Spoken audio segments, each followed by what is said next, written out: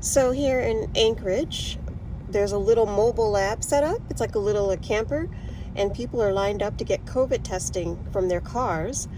I don't think there's anything identifying, so I'm not showing, it, but that's like a little camper, and people line up and they get their COVID testing. You can just be right in your car. I am just driving around right now, and but I just happened to notice that. I was running errands because I'm still, living in my temporary sticks and bricks. So I was out and about running errands, and yeah, I'm in the van, and I'm actually around some of my places where I used to just hang out before I moved into my temporary stick and bricks situation. And yeah, and I just noticed a little COVID testing, and I thought that I would, take this opportunity to sit and park somewhere and just talk about something that happened this past summer. I guess it was something, maybe it was fallish, but anyway, about safety, about van life safety. I didn't really talk about it before because I don't believe in, I don't know how to say this, but sometimes people, if they think that you can be a victim once, some people think that you're an easy victim again or something like that. So sometimes, I just don't talk about all the little situations. But when it comes to van life, I have never felt unsafe. I felt more unsafe living in the sticks and bricks at times than I have living in my van. I felt like less unsafe in my oh, there's a lot of people here. I was just coming to park at this little park, and there's already like a huge crowd, which is weird for this time of day. But yeah, so there was an incident that occurred, and it wasn't like that much of a big deal, and I wasn't totally afraid. But I just want to say that it brought to mind something that a YouTuber who I follow, and Inspirational Nomad, he says keep it moving. And I know this. Sometimes we need reminding though. And I didn't follow that. I got really comfortable, and I was parking in the same spot all the time. And I was also parking a lot at Walmart, which is not typical for me. I don't like going to a place where van dwellers are and RVers are, because I don't like to stick out as a van dweller. My van looks pretty inconspicuous. I mean, if you know what to look for, you would probably know I was living in my, I had been living in my van at that time. But my van looks pretty normal, and I like to be able to park wherever I please. But for a few nights, I just got lazy, and I parked at a Walmart, one of the few where you could park overnight. And when I was there, there was this Transit Connect, the Ford Transit Connect, which is a very similar size and shape, and it's very similar to the van I have, which is the Nissan NV200. They're both very small, compact cargo vans. And so, I saw this, van, and I don't park right next to all the other vans. I just, I spread out, But I noticed this little Transit Connect, and I noticed it was there a few times, and I wondered, I wonder if that's a van dweller too. And then there was this guy who looked like a hippie. He was living in his van. I saw him, I didn't speak or anything, didn't say anything, but I just noticed him. And so I was going about my day, and he noticed. I made the fatal mistake one time. How people kind of look over and they give you a little head nod, this sort of thing, like, yeah, we're both van dwellers, we're both doing the same thing. And so, I wasn't speaking or talking to anybody, but he sort of, kind of gave me this smile, because I guess he saw the van he saw me a few times, and, he sort of saw me getting out of it, and he probably saw me coming from the back, starting up the van, and I hadn't come from anywhere. So, so he was, and I wasn't trying to be careful. I was at Walmart, where, it's normal, you can park, a lot of nomads are there, a lot of RVers are there. And so he gave me this little smile, and I smiled back. That was my fatal mistake. I should not have smiled, but I was just being friendly. I kind of smiled like, yep, we're both the van dwellers, sort of thing, just sort of an acknowledgement, And, I drove off and, went about my merry way. Saw this guy again. And then he came up and, was just trying to start a conversation. So I wasn't being rude or anything, quick little conversation.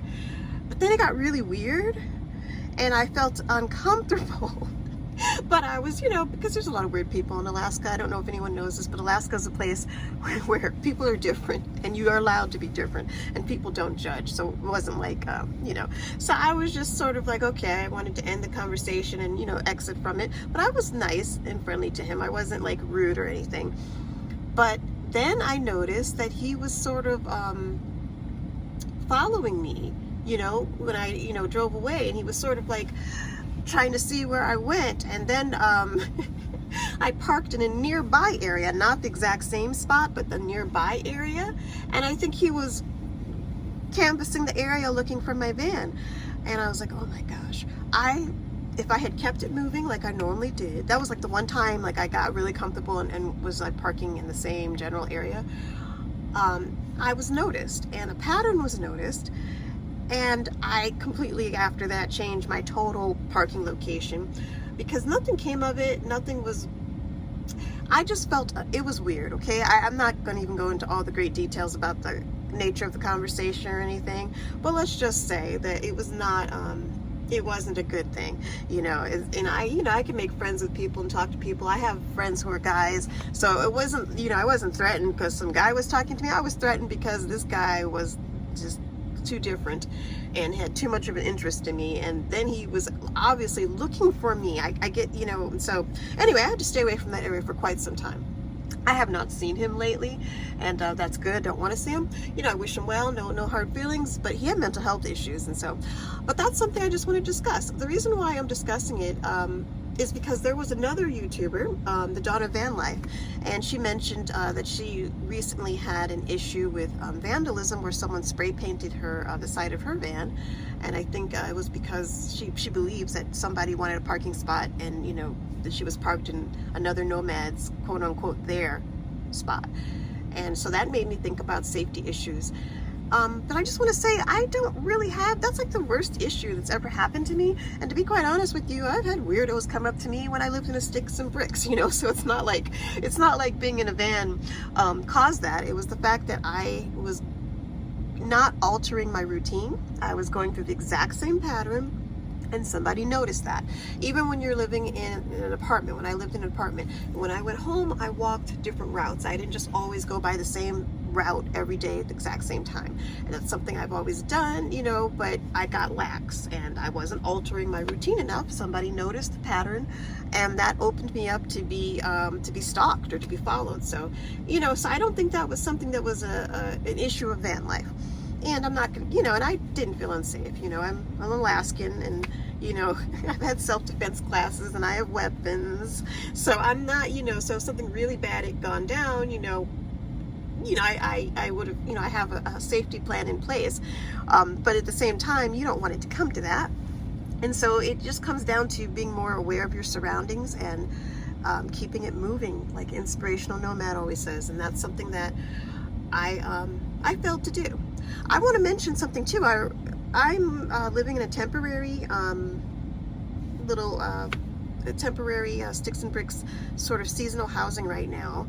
I'm doing that during the winter, basically because of the pandemic and because of the fact that it gives me a nice safe place to work every day, because I am telecommuting and I don't want to work from my van all day. Although I spend an amazing amount of time in my van for a person who has a place to go to. But when I tell you this story, you might know why I feel more comfortable in my van. It's sort of an isolated area, and it is a seasonal type of place. It's something that tourists would normally rent out. And so the landlord is giving me really, really cheap rent because I guess he just wants people there in order to, have somebody who's living there so that the place doesn't get vandalized, and, so it's not abandoned over the off season. Well, a few nights ago, actually, what is today? Today is today's Friday. I was about to say Thursday. Today's Friday. So it was last weekend. I woke up, it was like 2 in the morning, and I heard like these motors ripping and roaring all around the place. And so I looked out the window carefully, and I saw that there was these guys, and it's like pitch black because it's in the middle of nowhere where I'm staying, like the boonies, or no street lamps or anything like that. These guys had these bright headlamps on their ATVs. ATVs are all-terrain vehicles, and they were ripping and roaring throughout the place and just being loud and, oh yeah man, and I'm in the middle of nowhere. Like literally there's no neighbors around me. Like it's sort of really isolated. And I was like, oh my gosh, what do I do? I'm like, well, I don't think it's a problem. But then they were like throwing beer bottles, and or something, I don't know, it was dark. And they were obviously, I think they were drunk or on drugs or both. And so I was like, okay. And so then they went to another because where I'm staying, there's multiple little properties. I won't go into great detail, but they went to another of the properties that are nearby, but there's no one living there. And so I was like, oh my gosh, are they going to try to break in? So I called the landlord, and like there's some, I told him what was going on. And then I was like, okay, should I call the police? And I'm sort of I'm not in an area that's incorporated or anything. So I'm like, well, maybe it's not the police I call, maybe it's the state troopers, because I'm not in an area where there's police presence. You have the Alaska State Troopers. But anyway, the landlord, he came, or he sent somebody over to deal with them, somebody he knew. And so then that guy was yelling and screaming, telling them to get off the property, and there was a bunch of cussing and very colorful language. And later on, when I spoke to the landlord, he's like, oh yeah, they were druggies, I think, and they were drunk, and they were they damaged some of the property. Anyway, this is getting to be too long and rambling, but I just wanted to point out how that was a potential danger, because I was out in the middle of nowhere. I was isolated, and I honestly felt a little bit unsafe. They did not directly bother me. Thankfully, they didn't come to where I was staying, and try to get in, but they did go to the area next door and try to, and were trying to break into that unoccupied little dwelling. So I was I felt very unsafe at that time. I felt more unsafe than I've ever felt in my van. For this reason alone, I'm trapped. If someone were to come at me, there was only one exit where I'm standing. There's one door, so it's not like, so, and then also I was in the middle of nowhere. There's no one around. If this happened in my van, if I was parked in the middle of somewhere, even boondocking, somewhere remote, and that had happened, I would have just turned the key and driven away, It would have been problem solved, but I didn't have that option in the cabin. And so, last weekend I felt a little bit unsafe. Everything turned out okay. It was fine, but that's an example of how I don't feel unsafe living in a van as opposed to living in a sticks and bricks, because, life is full of danger, so, but it's not, the danger doesn't come from living in a vehicle. The danger comes from just the society we live in. And again, it was not a big deal. I was fine. But I'm just pointing that out. So anyway, to wrap everything up, to sum this up, the moral of the story is, whether you live in a vehicle, a van, a car, an SUV, an RV, whatever you live in, or if you live in a sticks and bricks, alter your routine. Don't keep a regular pattern where people will always know what time you leave and what route you walk. Keep it moving, like Inspirational Nomad would say, and just keep it moving and keep your head on a swivel. Make sure you know your surroundings, pay attention. And so that's my little tale, my little cautionary tale, so you'll know what can happen if you become lax and you don't follow just some basic safety protocols and you don't keep it moving. Anyway, that's it, and that's my little check-in.